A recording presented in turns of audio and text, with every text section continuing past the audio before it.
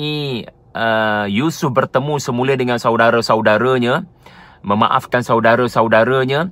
Tetapi sedar ataupun tidak sedar, surah Yusuf ini di bahagian yang keduanya adalah cerita mengenai manusia yang menghadapi kemarau panjang, manusia yang menghadapi terik cahaya matahari tanpa hujan turun, manusia yang sangat memerlukan bekalan makanan dan minuman, namun kelihatannya bekalan dan minuman itu tiada di tempat mereka, tiada di Palestin, dan hanya ada di Mesir, kerana Mesir ada bekalan tersebut.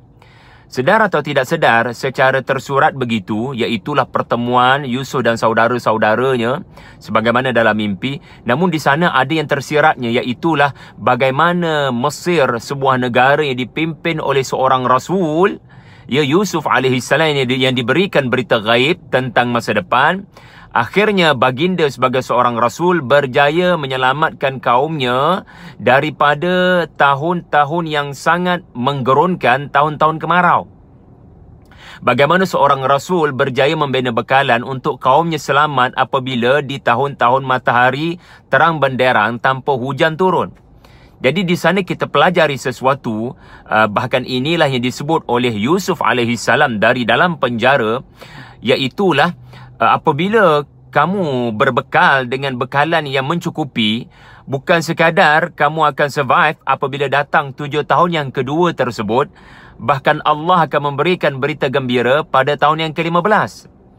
Sebab Nabi Yusuf menyebut sesuatu yang tidak dialami oleh Raja Mesir, iaitulah tahun yang ke-15 akan datang hujan turun. Dengan begitu lebat dan kamu ya'sirun, kamu dapat memerah pelbagai jenis buah-buahan apabila hujan tersebut turun. Dan menariknya, menakjubkannya, perhatikan surah yang muncul selepas surah Yusuf, surah mengenai guruh. Guruh ini tuan-tuan, hujan takkan turun kecuali guruh itu terlebih dahulu berbunyi. Jadi seseorang yang mengalami 7 tahun kemarau, perkara yang mereka sangat-sangat menantikan munculnya adalah bunyi guruh.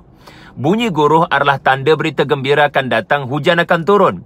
Dan terima kasih kepada Rasul yang memimpin kami hari ini selepas 7 tahun kemarau. Kami bukan sekadar dapat mengelakkan kebuluran, bahkan berita gembira dijanjikan untuk kami selamat. Akhirnya berlaku dengan bunyi guruh, hujan turun, dan itulah tahun yang ke-15. Subhanallah. Mereka yang memandukan kehidupan mereka dengan pemanduan daripada para rasul.